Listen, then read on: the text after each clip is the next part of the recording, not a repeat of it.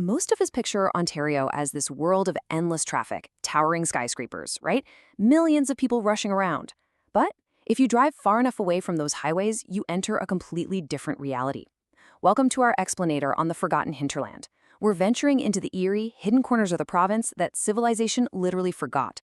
Towns so deeply isolated that people living just an hour away have no idea they even exist. See, there's the Ontario you know, the relentless noise, the concrete sprawl. And then, there's the Ontario they forgot. Stretch 1,000 kilometers north, and the landscape is just swallowed by these endless, suffocating pine forests. The sun barely even hits the ground out there. We're talking absolute isolation. Places so utterly remote, your nearest hospital run requires a float plane. So what happens when the road simply ends? Well, in these forgotten pockets, the old ways survived for one incredibly simple reason. The modern world just never arrived. Today, we're leaving those tourist traps far behind. We are stepping deep into the truly weird, the unsettling, and the forgotten. Act 1. The Ghosts of Greed. Towns that defied their own deaths. Take Cobalt, for example. It really wasn't supposed to exist.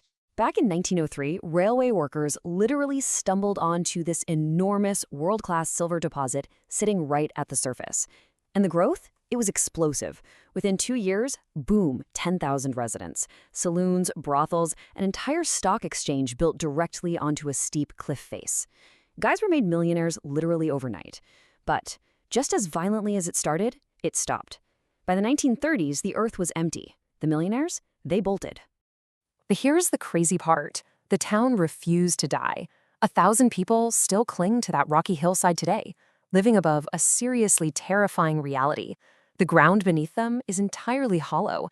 Sinkholes will just tear open backyards without warning, all because those ancient mine tunnels still run directly beneath their beds. It's a town built on silver, now suspended over absolutely nothing. Folliet shares a kind of similar ghost story.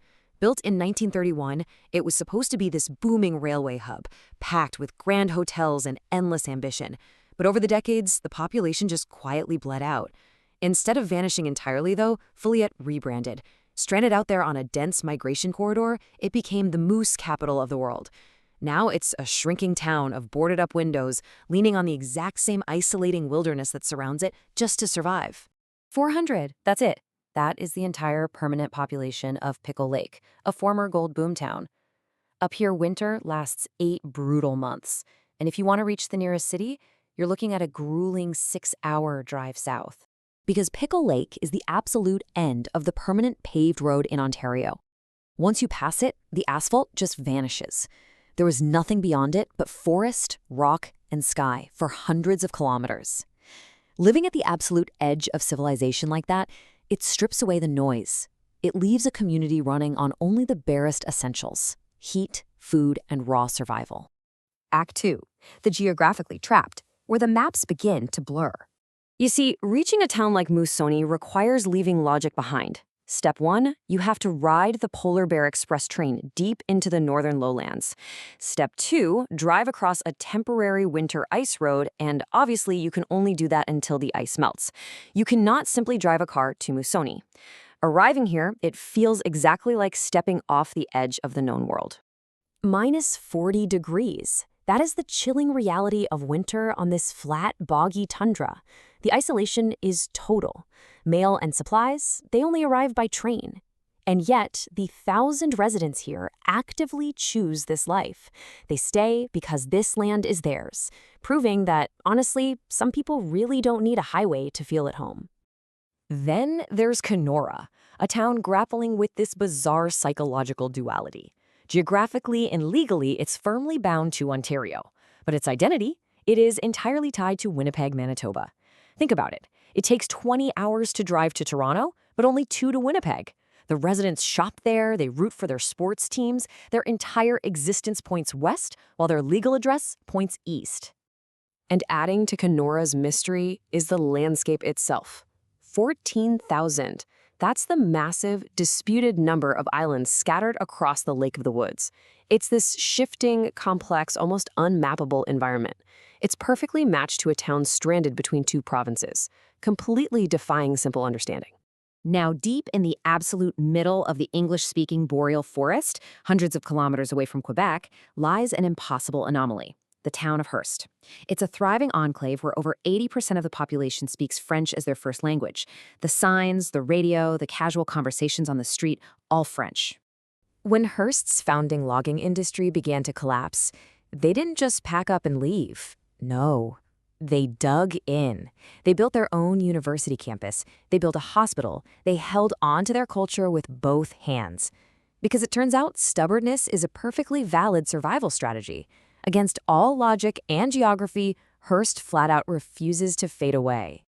Act 3. The Weight of Time. Towns frozen in forgotten eras. Welcome to 1987, because that is exactly what it feels like to walk into Berks Falls. It doesn't feel quaint or historical. It feels surgically trapped in a specific decade. The hardware store is on its third generation, the diner menu hasn't changed a bit, the gas station has exactly one pump and strictly takes cash. It's like this uncanny collective agreement by the entire town to stay completely still while the rest of the world just moved on. So, what stopped here? It's a question that hangs so heavily in the air in Berks Falls, and you feel it in Beaverton too. Beaverton is this quiet town that the highway bypassed a long, long time ago. There's a stillness there that feels like something is fundamentally missing. People who grow up in Beaverton either love it fiercely or they escape the absolute very moment they can. But true endurance? That looks like Attawapiskat. This remote First Nations community on James Bay carries thousands of years of Mushkegowuk Cree history, predating Canada itself. Accessible only by air or a deep winter ice road, the isolation here is extreme. In 2011, a severe housing emergency actually made national headlines, exposing uninsulated homes and failing infrastructure in just brutal winter conditions. Yet, through profound systemic neglect, the community endures, rooted by an unbroken, incredibly deep connection to the land. Now, down south, on the surface, Rainy River is just a physical border. It's a thin stretch of water separating Ontario from Minnesota, where locals just casually wave to Americans on the other side. But beneath the surface, there sits a heavy, historical threshold, a quiet, overlooked riverbank that actually played a major, secretive role during the Vietnam War. During the Vietnam War era, Rainy River became a phantom entry point. Young American draft evaders and deserters, men who refused to fight, crossed this unwatched water by boat, by foot, or even by swimming in the dead of night, and Canada quietly received them. Today, it's a tiny town of just a few hundred people, standing as a silent witness to a monumental chapter of history. The river remembers, even if the rest of the world forgot. The resolution, the waiting wilderness, and the fragile illusion of our world.